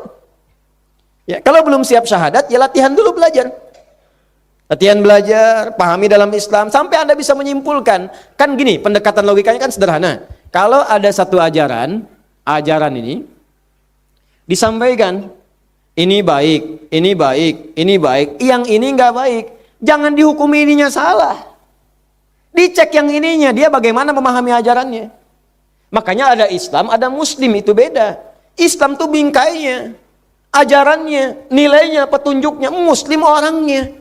Kalau dia mempraktekkan benar, ya jadilah orang benar. Kan banyak orang Islam baik. Dari 200 juta itu yang baik kan banyak. Coba cek, masa karena 1-2 orang berbuat yang salah? Dan karena salah memahami tentang Islam, lalu Anda hukumi Islamnya salah. Saya sering katakan, Anda kalau pakai pecinya nggak muat, jangan kepalanya dipotong. Cari yang sesuai dengan peci Anda. Ya, pecinya cari, sesuaikan. Begini cara memahaminya. Ini banyak juga berita media yang tidak benar. Media itu aneh-aneh. Yang salah orangnya yang disebutkan Islamnya. Coba ISIS itu, kan singkatannya ke Islamnya. Ya, ISIS itu kan Islam yang disebutkan. Islamic dalam bahasa Inggris itu kan keajaran itu di akhirnya itu. Ke Islamnya bukan orangnya. Perbuatan media tuh begitu tuh. Islam radikal. Jadi Islamnya yang digambarkan radikal. Kalau bisa ke Islam moderat saja, Islam liberal, Islam Muslimnya orangnya. Itu dibuat cara berpikir kita itu seakan-akan nggak benar cara berpikirnya, sehingga menyimpulkannya keliru. Dikata Allah, Ad-Dinul Qayyim, Islam itu ajaran benar. Kalau nggak percaya silakan tunjukkan pada saya dalam referensi keislaman Al-Quran dan hadis sesuatu yang menyimpang bahkan dari nilai-nilai kebaikan. Nggak akan ditemukan. Silahkan cek. Tentang mata disebutkan fungsi mata, tentang lisan disebutkan, tentang telinga, dari ujung kepala bahkan sejak pikiran. Jangan berprasangka buruk. Berarti kan ajaran kebaikan. Mata tatap yang baik, telinga dengar yang baik, mulut ucapan yang baik, sampai ujung kaki. Pelakunya Muslim. Ketika mengucapkan yang kotor, bukan ajarannya yang salah. Jadi kalau orang Islamnya benar, pasti baik. Nggak usah jauh-jauh lah. Orang paling buruk semuka bumi, jahiliyah. Makanya disebut jahiliyah. Jahlun itu bodoh, tak kenal baik. Jahilun orangnya. Kalau digabungkan dengan sifat, jadi jahiliyah. Perbuatannya ada, orangnya lengkap, komplit, profesional semua. Pezina profesional, pemabuk lengkap, semua. Tapi ketika datang Islam, dia berubah total semua. Jadi khairu ummah. Yang paling jujur ada, yang paling dermawan ada, semua ada. Sangat menarik gitu. Jadi kalau sekarang kita ingin menjadi bagian dari rujukan ini, satu kata Allah ini, Dzalika Dinul Qayyim, ini rajin mengoreksi diri, bagian dari ajaran agama kita. Makanya kalau orang Islamnya benar, koreksi diri kita sekarang. Lihat. Yang kedua, ada juga kemudian turunan dari Ad-Dinul Qayyim mengeluarkan kalimat ad-dinnya, maka qayyim menjadi sifat. Kalau jadi umum. Din, contoh, din. Ada padanan din dalam Quran surah ketiga ayat 19. Innad dina indallahil Islam. Kalau kita pakai dzalika merujuk ke sini. Kalau kita pakai kaidah umum di sininya ad-din, innad dina indallahil Islam. Ad-din gini sama dengan al-Islam. Terus buat persamaan lagi. Al-Islam sama dengan apa? Apa? Kalau tidak tahu, katakan wallahu alam. Ad-din sama dengan Islam. Islam sama dengan ad-din. Ad-din sama dengan Islam. Islam sama dengan ad-din. Ya. Allah wa rasuluhu a'lam. Tanyakan pada Allah, tanyakan pada Rasulnya. Tanyakan pada Rasulullah SAW. Hadis riwayat Muslim nomor hadis yang ke-8 tentang Islam. Al-Islamu an tashhada an la ilaha illallah wa anna Muhammadar Rasulullah wa tuqimas salat wa tu'tiyaz zakah wa tasuma ramadhana wa tahujjal baita in istata'ta ilaihi sabila. Maka jadi 5 pokok disebut dengan rukun arkanul Islam. 1 syahadat, yang kedua salat, ketiga, keempat, kelima haji dan umrah. Maka kalau dipahami seperti ini, yang kedua, Rajab menjadi istimewa karena kita dimotivasi untuk meningkatkan ibadah di pokok-pokok keislaman. Syahadat. Ibadah. Bagaimana ibadah dengan syahadat itu diterjemahkan dalam bentuk ilmu. Belajar tentang ilmunya supaya yakin Allah itu Tuhan kita. Quran surah 47 ayat 19. Fa'lam annahu la ilaha. Cari ilmu supaya mantap la ilaha illallahnya. Jangan dikasih mie instan pindah. Kasih biskuit pindah, kasih sarung pindah. La ilaha illallah. Mie Pak, iya, pindah. Tidak. Mantap. Bagaimana bisa meyakinkan diri kita? Selesai. Terjemahkan dalam bentuk ibadah ritual supaya dibawa la ilaha illallahnya. Salat. Kan dalam salat kita la ilaha illallah. Asyhadu an la ilaha illallah. Tahiyat kita la ilaha illallah. Salat. Maka salat di Rajab latihan, tingkatkan ibadah. Mulai sekarang keluarkan salat sunnahnya, sunnah-sunnahnya. Latihan salat yang benar. Zakat yang punya kewajiban, turunannya infak, sedekah. Latihan berinfak. Ya, latihan ibadah. Pendapat Ibnu Abbas radhiyallahu taala anhuma diikuti ulama salaf setelahnya sampai ke kita sekarang dan ulama-ulama yang lurus. Al-Qayyim, al-ulama ul-Qayyim, ulama garis lurus, ya.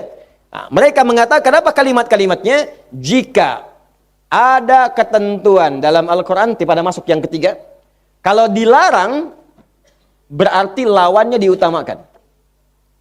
Dilarang, lawannya diutamakan. Pada bulan Rajab, dilarang berbuat yang haram-haram. Tinggalkan yang haram-haram. Berusaha kita kerjakan. Lawannya yang halal-halal, tingkatkan. Kerjakan. Nah, kalau nanti spesifik dilarang, berarti dosanya 2 kali lipat dari hari-hari sebelumnya. 2 kali lipat. Nah, persamaannya, kalau dosanya 2 kali lipat dari hari sebelumnya, ta'zim, diagungkan, maka pahala pun lawan daripada dosa, itu digandakan dari hari-hari sebelumnya. Maka Rajab punya keistimewaan yang kedua, ketika seorang banyak berbuat amal saleh, maka yang baik-baik tadi pahalanya dilipat gandakan lebih daripada hari-hari sebelumnya. Ya, Allahu a'lam berapa nilainya, tapi kaidah berkata demikian. Maka sekarang perbanyak salat sunnah, ya, perbanyak amal-amal saleh. Karena itu ketika orang mulai lalai dengan keutamaan Rajab, banyak di antara para sahabat yang menghidupkan itu. Cuman sayang sebagian orang karena ingin memotivasi, cuman caranya salah, dibikin hadis-hadis palsu. Gitu. Jadi kalau Anda ingin membawa orang pada kebaikan, lakukan dengan cara yang ma'ruf, tinggalkan yang mungkar. Maka muncullah banyak hadis palsu di Rajab ini. Tentang puasa, tentang sholat, banyak. Padahal nggak pakai hadis palsu pun sudah ada hadis-hadis yang sahih. Sudah ada Quran bahkan. Maka silahkan tingkatkan, malam bangun sholat sunnah. Apa jenisnya? Tahajud ada. Ya, qiyamul lail ada. Ini nggak usah ngarang-ngarang pakai yang lain-lain. Kalau mau doa, ya doa silahkan dalam sholat. Sudah ada hadisnya sahih. Ya, sudah ada kemudian ayatnya sahih. Tahajud sahih, hadis Muslim banyak. Ya, nomor hadis 749 bagi pemula, salatul laili mathna mathna wa idza khasya ahadakumul fajr falyutir rakatan wahidah. Abu Dawud nomor hadis 1367. Itu yang menggunakan 2 ujungnya 1. Yang 443 Al-Bukhari nomor hadis 2008 dari Sayyidah Aisyah radhiyallahu taala anha. Ya. Suila Sayyidat Aisyah radhiyallahu taala anha salatin Nabi sallallahu alaihi wasallam. Ya, bertanya, datang 3 orang sahabat. Ya, siapa di antara mereka? Ya, datang kemudian Abdullah bin Mas'ud radhiyallahu taala anhu, Hudzaifah al-Yamani, Ubay bin Ka'ab datang bertanya kepada Sayyidah Aisyah, bagaimana salat malamnya Nabi? Kata Sayyidah Aisyah, la tas'alu an husnihinna wa tulihinna. Ya, yusalli arba'an, thumma yusalli salatan. Silahkan, mau yang 4, 4, 3, 2, 2, 2, ujungnya 1. Mau yang 11 silahkan, lebih daripada itu silahkan. Silahkan latihan. Tapi isi dengan ibadah, meningkat pahalanya. Tapi nggak usah bikin hadis palsu. Makanya banyak ditemukan di bulan Rajab ini hadis-hadis palsu. Bukan amalnya yang salah, hadisnya yang keliru. Ada yang salah paham. Karena banyak menganjurkan tadi, ada 2 terjadi kesalahan. 1, banyak menghadirkan hadis palsu. Sehingga masyarakat salah paham. Gak usah sholat di malam Rajab, hadisnya palsu. Bukan sholatnya, hadisnya yang salah. Bukan sholatnya. Dan hadis pun bukan Nabi yang salah, karena Nabi gak pernah menyampaikan itu. Ada yang menduplikasi, ada yang bikin hoax. Dan bahaya orang yang bikin hoax atas nama Nabi seakan-akan memesan kafling di neraka satu tempat. Hadisnya sahih. Man yatabawwa alayya muta'ammidan man kadzdzaba alayya muta'ammida falyatabawwa maq'adahu finnar. Siapa yang sengaja bikin hoax atas namaku, mencatut namaku dalam informasinya, maka seakan-akan dia pesan tempat satu kafling di neraka. Itu bahaya. Dulu begitu. Jadi bukan dilarang salat malam, silakan malam hidupkan. Siang hidupkan dengan beramal. Istighfar macam-macam silakan. Itu udah biasa. Ini kesalahan pertama. Ada yang menduga masyarakat gak usah sholat, gak usah puasa, gak usah gini. Kenapa? karena hadisnya palsu. Itu yang palsu. Tapi kan yang sahih ada, Joni. Pakai yang sahihnya. Itu sunnah. Nggak mengerjakan, nggak apa-apa. Cuma kalau merasa banyak amal, nggak ada dosa. Silahkan saja, itu pilihan.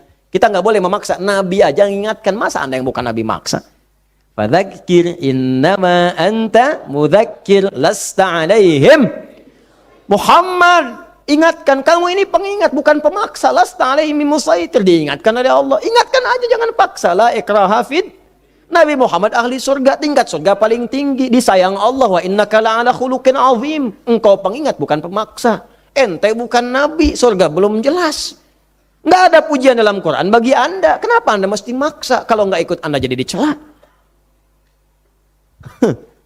Coba diingat-ingat lagi ke situ ya. Ini satu. Yang kedua, kesalahan kedua, jadi salah paham akhirnya. Sehingga salah paham, jadi salah memahami. Kalau salah memahami, pahamnya jadi salah. Pusing kan? Apa yang kedua ini? Dulu ada kesalahan praktek juga. Karena orang ini banyak tidak mengetahui dan mulai meninggalkan, maka sebagian para sahabat dulu, sepeninggal Nabi SAW, bahkan orang-orang soleh menghidupkan ini. Bahkan ada yang merutinkan, saking rutinnya ini, hampir seperti Ramadan saat puasanya. Maka ditegur oleh Umar. Umar pernah menegur. Sampai memaksa seorang temannya itu untuk makan. Makan. Jangan kesankan pada orang itu seakan-akan seperti Ramadan. Sehingga jadi beban. Bagi ente mungkin sanggup, orang lain belum tentu. Kenapa? Karena orang soleh itu amalnya cenderung ditiru.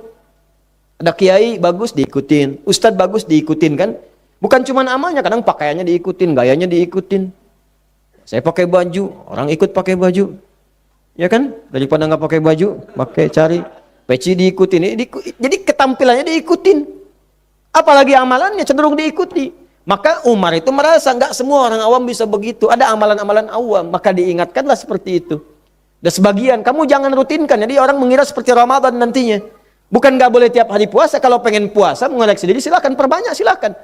Bukankah yang dianjurkan diperbanyak puasa oleh Nabi di bulan haram itu? Ya banyak puasa silahkan. Banyak itu kan kalau yang sudah sering Senin Kamis banyak, Senin puasa, Selasa puasa, Rabu tidak, Kamis puasa lagi. Itu kan banyak, ya kan? Nah, tapi dulu itu ditegur, bukan nggak boleh puasa, tapi jangan sampai orang awam menaikkan level dia pada yang tidak mampu, itu maksudnya.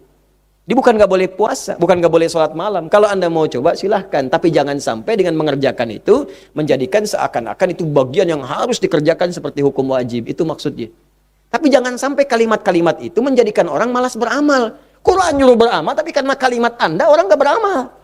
Karena salah paham tadi. Paham sampai sini ya? Yang terakhir, fala tadhimu fihinna anfusakum. Ini mirip-mirip dengan yang pertama. Kalau yang pertama latihan, kalau yang ketiga pendekatan. Jangan banyak berbuat zalim. Ya, terutama pada diri kita sendiri. Dikata Allah sebelum Anda, maaf ya, berpikir zalim pada orang lain, jangan-jangan kita zalim pada diri sendiri.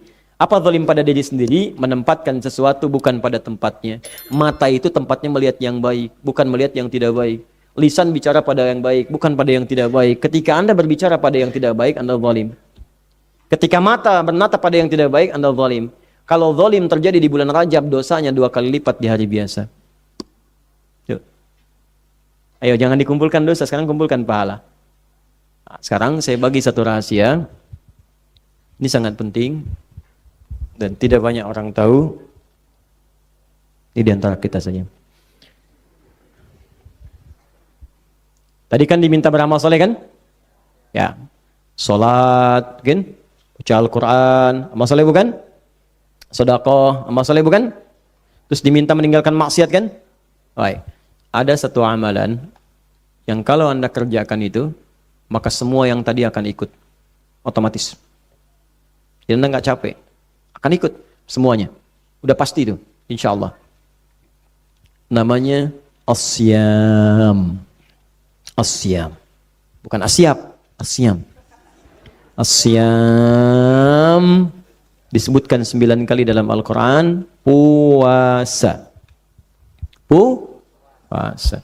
Karena itu Nabi sangat menganjurkan puasa di bulan-bulan hurum. Bukan cuma di Rajab saja. Dzulqa'dah, Dzulhijjah. Bahkan di bulan hurum pun ada yang spesial lagi. Misal, Dzulhijjah ada puasa Arafah. Ya, puasa pertengahan bulan. Itu spesial. Senin, Kamis. Saking spesialnya cuma Senin dan Kamis saja. Rabu udah nggak bisa. Ya, puasa Daud, misalnya kan. Nah, cuma asyam, puasa menjadi spesial karena puasa itu amalan unik yang saat dikerjakan pasti mengumpulkan amal-amal ibadah yang baik dan menanggalkan hal-hal yang tidak baik. Mengumpulkan yang soleh, meninggalkan yang salah. Itu udah otomatis. Contoh begini, kalau nggak puasa, sholat fardu pun belum tentu bisa dikerjakan dengan sempurna. Kadang-kadang terlambat dikit masih biasa. Tapi kalau puasa, jangankan sholat fardu, ketinggalan sholat sunnah pun jadi nggak enak, gelisah. Ya, termasuk maksiat. Orang puasa itu bisa libur dulu maksiat. Berhenti maksiat. Itu orang jahiliyah, itu sudah populer kalimat ini sebelum Nabi Muhammad diutus. Udah tahu mereka informasi ini. Jadi mereka tuh di bulan Hurum, apalagi masuk Rajab misalnya, itu berhenti dulu Pak maksiat. Ya, berselisih genjatan senjata dulu. Jadi kalau ada yang mencela, dasar kamu begini, entar balasnya bulan depan. Nggak mau dia, karena takut dengan ancaman ini.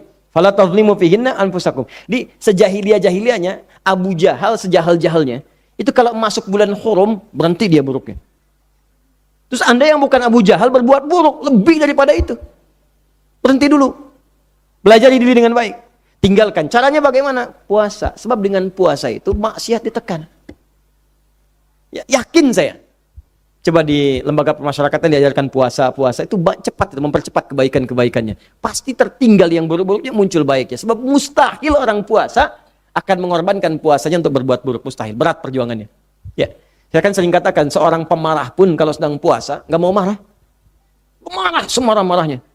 Azan maghrib jam 6 kurang 5 menit diprovokasi. Oh, kamu begini, dia diem aja begini. Ya. Istrinya bilang, papa tumben gak marah? Ntar habis maghrib. Jelas ya? Baik, jadi ya sekarang kita mulai hidupkan. Terus rumusnya pakai rumus Nabi. Yuk kita bacakan rumus Nabi SAW, bagaimana cara puasanya.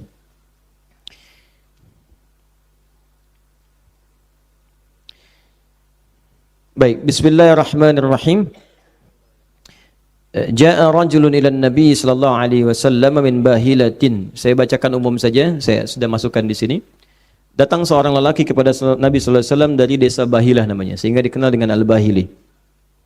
Ya, faqala, dia berkata, "Ya Rasulullah, ana alladhi ji'tuka fil 'amil awal." Dia berkata, "Ya Rasulullah, saya masih ingat saya enggak?" Karena Nabi nanya, "Kamu siapa?" Ya, kata orang ini, "Saya yang datang di tahun yang lalu." Lalu kata Nabi, "Ma ghayyaraka?" Kamu kenapa? Kok penampilannya beda? Laqad kunta husnal hay'ah. Kamu dulu itu bagus penampilannya. Kenapa sekarang jadi begini? Dikurus, ya jadi memprihatinkan begini. Apa jawabannya? Fama akaltu illa bilailin mundzu faraqtuka. Ya Rasulullah, saking inginnya aku beramal saleh. Ini Allahu Akbar. Saya kadang-kadang suka sedih gitu kalau berpikir begini. Di sahabat tuh gini cara berpikirnya. Kalau mereka sadar punya salah, terus tertinggal dari orang lain, tuh pengen nyusul. Bukan main-main. Ya, bukan main-main. Abu Hurairah masuk Islam itu 3 tahun sebelum Nabi wafat, tahun ke-7 Hijrah. Lalu melihat Umar udah bagus, Abu Bakar udah bagus, merasa diri saya tuh kurang ya. Lalu sisanya dia ganti itu untuk menyusul sahabat-sahabat lain. Kalau sahabat lain sedang kosong ikut ta'lim Nabi, ya sedang ada pekerjaan gak bisa ikut, Abu Hurairah dia jadikan semua waktunya mengikuti Nabi supaya bisa nyusul yang lain. Dikejar. Ini Bahili tadi, ya ada yang mengatakan Mujibah al-Bahili. Jadi merasa dirinya kurang, datang pada Nabi, masuk Islam, merasa telat, yang lain sudah bagus semua. Maka pengen nyusul, cuman ilmu kurang. Akhirnya dapat infonya setengah-setengah. Puasa bagus, karena tadi mengumpulkan banyak hal. Hanya apa yang dilakukan oleh beliau? Hampir tiap hari puasa. Makannya malam aja. Maka Nabi melihat, aduh kok beribadah jadi begini, tampilan gak enak, khawatir jadi fitnah bagi orang nanti. Tuh kan, apa kan? Jadi umat Islam jadi kurus kan? Ya, umat Islam jadi begini kan, dan sebagainya. Nah, itu dikhawatirkan demikian. Maka kata Nabi, bukan begitu caranya. Ya, kalau engkau ingin puasa kata Nabi, ambil sehari dulu. Bahkan kalimat Nabi yang pertama, syahrus sabar, Ramadan dulu. Yang lainnya, yauman fi syahr, sehari sebulan. Ini rumus Nabi. Ya, jadi rumus yang pertama, kalau kita nggak pernah puasa di waktu-waktu sunnah selain Ramadan, maka jangan langsung dipaksakan dulu banyak. Mulai sekali dulu. Silahkan, ini Rajab nih. Tanggal berapa sekarang Rajabnya? Tanggal berapa? 2 Saya tanggal 12, masih ada kurang lebih 2 pekan ke depan. Kurang lebih. Ya, lebih sedikit lah, 2 pekan sedikit. Kalau sedikitnya 28, berarti masih ada 16 hari ke depan. Baik, jadi dari waktu itu, teman-teman sekalian, ya, dari waktu itu 16-17 hari ke depan, yuk 1 hari dulu latihan. Ambil 1 hari dulu, kalau yang belum biasa. Nah, rumus mengambil 1 hari ini, teruskan lagi lewat hadis lain. Apa hadis lainnya? Ambil salah 1 hari yang umumnya orang banyak puasa. Misal, puasa Senin, Nabi ditanya SAW, kenapa anda puasa di hari Senin? Ya, hadza al-yaum alladzi wulidtu fihi. Hari ini aku dilahirkan, maka aku mensyukuri kelahiranku dengan puasa. Jadilah sunnah pada kita untuk puasa di hari Senin. Kami saat diangkat amalan disampaikan kepada Allah, maka puasa di hari Kamis. Maka kalau anda ingin memulai nggak pernah puasa sebelumnya, pengen memperbaiki diri, meningkat amal soleh, ditinggalkan maksiat, mulai pilih antara Senin dengan Kamis. Sekarang hari apa? Sabtu. Masih ada persiapan. Besok. Kan kalau belum biasa puasa itu takut kehilangan makanan, kumpulin stok. Kumpulin, siapin, bikin menu. Ya, Senin. Nah, kalau bisa begini, di rumah hidupkan semua puasa. Kalau kondisinya memungkinkan. Ibu datang bulan kan nggak bisa puasa. Tapi kan laki-laki tidak kan? Laki-laki tidak. Mau matahari, mau bulan tetap puasa, tetap sholat. Ya. Maka hidupkan. Sehingga kalau orang ramai puasa, yang lain ikut. 1 hari aja dulu. Kalau sudah enak, tambah lagi. Jadi kalau Senin sudah enak, jangan Selasanya, Kamisnya. Kamis, supaya ada jeda dulu. Kamis banyak orang puasa juga, hidupkan lagi. Ya, kalau sudah merasa enak, tambah nanti pertengahan bulan. Ya, sebentar lagi nih, 2 hari ke depan, Ayyamul Bid, 14-15. Tambah, hidupkan lagi.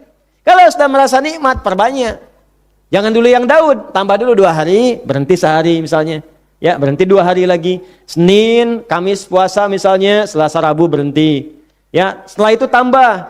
Ya, Jumat, Sabtu, Ahad libur, Senin, Selasa puasa, Rabu berhenti, Kamis puasa lagi. Kalau sudah nikmat kesananya, silahkan tambahkan puasa Daud. Senin puasa, Selasa tidak. Rabu puasa, Kamis tidak. Kamis jangan puasa. Tidak. Harus konsisten. Karena berpengaruh pada metabolisme tubuh kita. Ya, jadi kalau anda Daud, praktekkan Daudnya, Senin puasa, Selasa tidak, Rabu puasa, Kamis tidak. Beruntungnya berlaku hadis, orang yang sudah terbiasa beramal sebelumnya dan naik levelnya ke amal yang lain, maka amal yang sebelumnya sudah dituliskan otomatis pahalanya tanpa dikerjakan pun. Jadi kalau anda puasa Senin, Kamis naik level. Ke puasa Daud, Senin puasa, Selasa tidak, Rabu puasa, Kamis tidak. Yang Kamis pun yang biasanya puasa sekarang tidak, tetap dituliskan pahalanya tanpa dikurangi sedikit pun karena kebiasaan kita. Hadisnya sahih. Idza maridul 'abdu aw safar kutiba lahu mithla ma kana 'alaihi muqiman sahihan. Kalau ada seorang punya uzur, baik sakit ataupun safar, ya di sini disebutkan safar karena tak bisa mengerjakan amalan rutinnya, biasa salat fardu dengan sunnah. Sekarang mau perjalanan ke Bandung, istirahat kilometer 57, di jamak qasar 4 jadi 2, asar 2, zuhur 2, takdim bahkan ke depan, nggak dikerjakan sunnahnya. Jadi yang fardu aja dikurangi, masa mau ditambah dengan sunnah?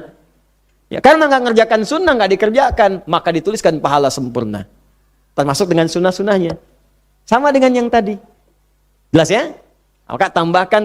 Jadi mulai sehari dulu, sehari mulai. Malam tahajud. Tahajud pun ada rumus. Pakai rumusnya. Hadis Muslim nomor hadis 749. Kalau nomornya nggak sama, cetakannya beda, cari dari riwayat Ibnu Umar. Jangan dibikin susah. Oh, nah itu gitu. Ya. Kenapa? Karena ada orang gini, orang tuh aneh orang-orang sekarang.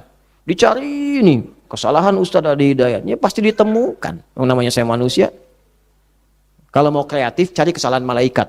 Oh, susah nyarinya tuh. Nggak akan ada. Ya karena saya manusia pasti ada. Cuman karena saya bukan setan, saya taubat. Tuh, gitu aja. Kalau setan beda, setan itu salah, nggak mau taubat. Manusia salah, taubat. Jadi, setan yang sempurna itu adalah manusia yang salah dan tidak pernah mau tobat. Itu wujud setan yang paling sempurna. Ya. Iya betul. Saya tuliskan di buku saya yang terbaru, saya infokan. Ya, itu salah satunya. Tobat. Jadi kalau cuma ini kadang-kadang begini, ini hadisnya nggak ada nomor sekian. Mungkin cetakan Anda beda dengan yang saya punya. Sederhana aja. Kalau nggak ditemukan karena beda itu, tulis rawinya, cari periwayatnya siapa. Kalau hadisnya ada, berarti benar hadisnya ada. Susah amat. Si amat aja nggak susah. Kan? Nah, ini kadang seperti itu. Ini nomor beda, hadis ada, berarti hadisnya ada. Kecuali begini, hadis nggak ada, nomor ada. Nah, itu yang repot. Apa bunyinya? Sholatul laili mathna mathna. Sholat malam tuh mulai 2 dulu. Jika kalau nggak pernah sholat malam, pengen memulai, jangan paksakan langsung 11. Sunnah Nabi, ayo sunnah Nabi itu 11 rakaat. Terus satunya panjang 100 ayat, besoknya nggak bangun lagi. 2 dulu. Terus baca yang paling ringan. Yang paling ringan itu yang kita hafal. Kalau memang makamnya alam nasrah, alam nasrah. Rakaat pertama ad-duha, ya. Rakaat kedua alam nasrah. Kalau memang masih bisa berkata, baru bisa berkata. Berkata bahasa Arabnya kul, kul, kul, kul, kul. Baru dikul, kul. Ya udah itu aja. Baru belajar berkata, itu kan? Ya, pertama al-falaq, kedua an-nas, ketiga kul huwallahu, witirnya 1. Ya, tapi kan nanti lama-lama juga terasa pendek, pengen naik al-duha, pengen naik alam nasrah. Lama-lama al-baqarah, alif lam mim dulu, terus takbir Allahu akbar. Pelan-pelan gitu. Enggak apa-apa. Setelah itu nikmat sendirinya. Jelas ya? Baik. Itu kurang lebih, kalau ini semua hampir sama. Ini yang saya ini rangkumkan, ini semuanya hampir sama, teman-teman sekalian. Wa qila lahu rajabun li'annahu kana yurajjabu ay yu'azzam wa udhifa ila mudhar li'anna qabilat mudhar kanat tazidu fi ta'zimi wa ihtirami wa lahu ghairu hadha min al-asma'i allati tadullu ala syarafi. Ya, Rajab itu bulan yang sangat mulia, karena itu disebut dengan Rajab. Apa maknanya Rajab? Maksudnya ta'zim. Rajab itu punya artinya ta'zim, sesuatu yang agung, besar. Saking agungnya amalan di bulan ini, maka disebut dengan Rajab. Jelas? Nah, kabilah Arab yang mengagungkan bulan ini namanya Mudhar, maka dari dulu disebut dengan Rajab Mudhar. Kenapa kalau ditanya kenapa disebut Rajab? Karena ada yang agung di bulan ini. Apa yang agung itu? Ini 3 hal tadi. Karena diagungkan maka disebut dengan Rajab. Bahasa Arabnya Rajabun sama dengan ta'zimun. Wa innal wajiba 'alal muslim an ya'rifa qadra hadha asy-syahril haram dzalika li anna ma'rifatahu wa ta'dhimahu huwa ad-dinul qayyim. Ya, jadi karena dia penting dan agung, maka setiap orang Islam mesti tahu keagungannya. Mesti tahu keagungannya, karena itu termasuk dalam ajaran Islam yang lurus. Ajaran Islam yang lurus disebut dengan dinul qayyim. Makanya ketika menyebutkan kalimat Asyhurul Haram termasuk Rajab disebut dinul qayyim. Jadi kalau ada orang Islam yang ada di bulan Rajab nggak mau belajar tentang keutamaan Rajab, maka dia belum lurus keislamannya. Belum lurus keislamannya. Itu kalau konteks ayat ini dibawa dalam kehidupan kita. Saya teruskan dulu ya, supaya kita dapat informasi dari yang ulamanya. Ayat mustaqim atau lurus, alladzi la wijaja fihi, yang tidak bengkok. Jadi kalau orang Islam keislaman yang nggak bengkok, saat masuk amalan yang istimewa dia kerjakan. Masuk Ramadan dia semangat, masuk Rajab dia pelajari. Jadi kalau ada orang masuk Rajab menganggap biasa-biasa, Islamnya masih bengkok, masih belum paham, masih belum konsisten. Wala dhalala, dan tidak ada ketersesatan, wala inhirafa, dan tidak ada penyimpangan. Kama yajibu alaihi an yahdhara minal ma'siyah fihi. Seperti halnya wajib bagi setiap muslim untuk menjaga diri dari perbuatan maksiat, menghindarkan dari maksiat, khususnya di bulan Rajab ini. Kenapa? Fa innaha laysat kal ma'siyati fi ghairi, karena berbuat maksiat di Rajab tidak sama kadarnya dengan maksiat di bulan-bulan lainnya. Ya, hati-hati. Balil ma'siyatu fiha a'zam. Harus diketahui orang yang bermaksiat, bahkan sengaja berbuat maksiat di bulan Rajab, itu tinggi nilai dosanya di hadapan Allah Subhanahu wa taala. Ya, tadi saya katakan dosanya bisa 2 kali lipat. Bikin hoax di bulan ini 2 kali lipat dosanya. Ya, saling mencela 2 kali lipat. Nimbun masker 2 kali lipat. Hati-hati.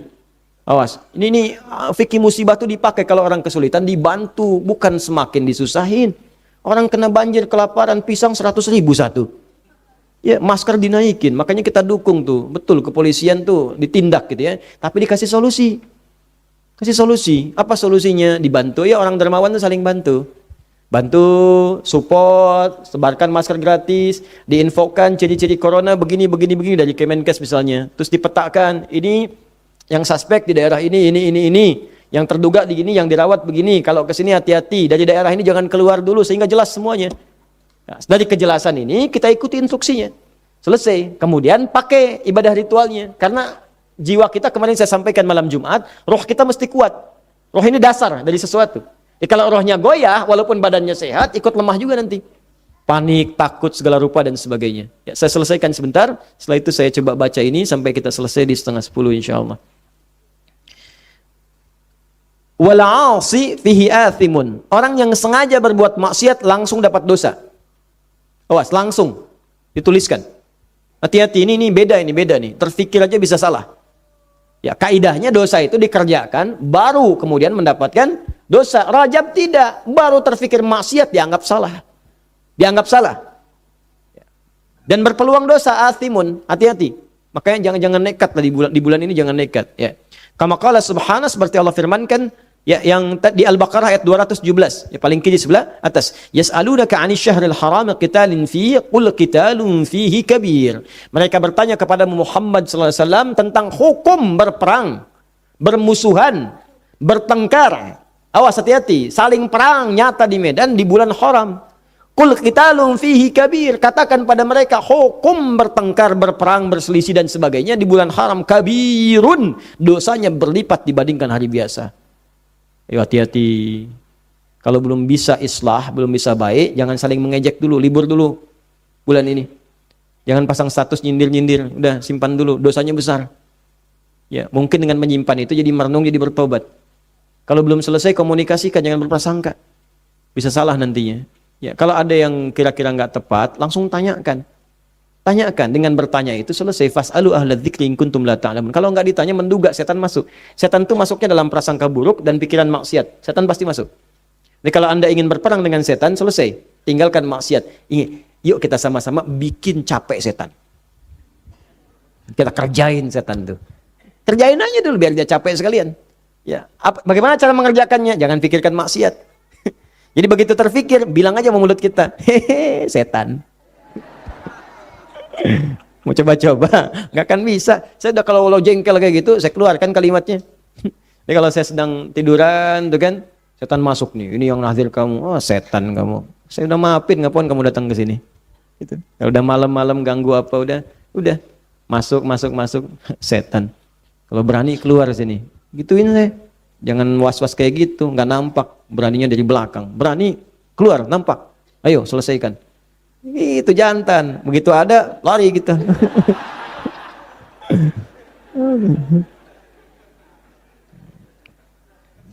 Jadi saya dulu pesantren belajar silat, latihan. Udah latihan, pas dulu kan ada radio itu tuh yang suka cerita-cerita. Saya kan kalau ini liburnya pesantren Jumat, malam Jumat tuh suka ada radio itu tuh. Tiba-tiba putih orang pada ngumpul. Saya kan biasa aja, saya nggak terlalu suka itu. Kadang pergi masjid kemana gitu, libur-libur itu untuk meningkatkan yang lain lah. Cuman kadang terdengar karena dikencengin itu. Sekali saya malam bangun tuh, ya, itu muncul setan. Awas, jubah putih di pohon itu. Tiba-tiba. Oh, refleksnya keluar kalau berani. Saya udah latihan jurus tadi gitu. Masih kecil tuh. Si kecil. Nggak keluar juga, Pak. Setan itu sama anak kecilnya nggak berani, apalagi bapak yang pernah kecil. Dzambun 'azimun, yaitu dosanya banyak. Jadi tinggalkan yang buru-buru karena dosanya berlipat. Dalilnya tadi Al-Baqarah 217 dikombinasikan dengan Quran surah 9 ayat 36. Ya, wajarmun khatirun, dan paling berbahaya. Ya, fahuwa kadzulmi wal ma'siyah fil baladil haram. Orang yang sengaja berbuat maksiat di bulan Rajab seperti orang yang bermaksiat di negeri-negeri haram, seperti sama dengan di Mekah dengan di Madinah. Ya. Alladzi qala fihi jalla wa ala, seperti Allah sampaikan, wa may yurid fihi bi ilhadin bi dzulmin nudhiqhu min adzabin alim. Orang yang sengaja berbuat maksiat di daerah haram, kami akan timpakan siksa yang pedih kepadanya. Kalau perlu kami turunkan bonusnya di dunia. Tambahkan. Ya, walanudhiqannahum bil adzabil adna dunal adzabil akbar. Kami timpakan yang bonus kecil dulu supaya paham nanti ada yang besar kemudian hari kalau dia enggak tobat. La'allahum yarji'un. Mudah-mudahan dia balik tobat. Makanya orang yang sengaja berbuat maksiat di bulan Rajab itu seperti orang, digambarkan oleh alim ulama kita seperti orang yang sengaja berbuat maksiat di Biladul Haram, negeri-negeri haram. Awas, hati-hati, tinggi, bahaya. Wa min huna, ya, qala hibrul ummati wa turjumanul qur'ani, berpendapat memberikan fatwa, ya, penanya umat dan terjemahan Al-Quran, ahli Quran, Orang paling berilmu di antara umat manusia, di antara sahabat-sahabat Nabi sallallahu alaihi wasallam, Abdullah bin Abbas radhiyallahu taala anhuma. Ibnu Abbas, semoga Allah meridai beliau dan kedua orang tuanya, fi tafsir qaulihi ta'ala, ketika menafsirkan firman Allah Subhanahu wa taala, Quran surah 9 ayat 36, fala tazlimu fihinna anfusakum, kama rawat Tabari, seperti mana Imam At-Tabari meriwayatkan dalam tafsirnya, fi kullihinna thumma ikhtassallahu min dzalika arba'ata ashhurin faj'alahunna haraman wa 'azzama hurmatihinna wa ja'ala adh-dhanba fihinna a'zam wal 'amal as-salih wal ajra a'zam. Itu yang seperti yang saya terangkan tadi. Maka ditafsirkan oleh beliau, berbuat maksiat itu ditinggalkan di setiap bulan. Cuma ketika dikhususkan bulan Rajab dan 3 bulan yang lainnya, ini menunjukkan ini istimewa. Kalau ada yang sengaja maksiat di bulan itu, maka dosanya 2 kali lipat dari sebelumnya. Kalau ada yang berbuat baik, maka pahalanya 2 kali lipat dari sebelumnya. Jadi kalau standar pahala tadi 10, kalikan 2 kali lipat. Hitungan-hitungan manusia begitu. Di sekarang sholat 20, baca Quran 1 huruf 20. Wallahu a'lam realnya bagaimana, tapi isyaratnya terbaca demikian seperti keterangan para ulama kita. Wallahu taala a'lam bissawab. Paham? Ya, bulan apa sekarang? Tanggal berapa? Maka ingat ketentuannya, Rajab istimewa tidak? Baik, maka di antara istimewa itu ada 3 amalan yang dimaksimalkan. 1, berusaha introspeksi diri dengan banyak istighfar. Yang kedua, tingkatkan amal soleh. Sekarang bikin kurikulumnya ya, dari sekarang. Kira-kira ada apa saja dari siang sampai malam, itu maksimalkan. Yang ketiga, berusaha memperbaiki diri dengan meninggalkan perbuatan yang biasa kita lakukan oleh tubuh kita. Bukan ke orang dulu. Jadi mata biasa ngelihat apa sampai ke ujung kaki, itu coba dikoreksi.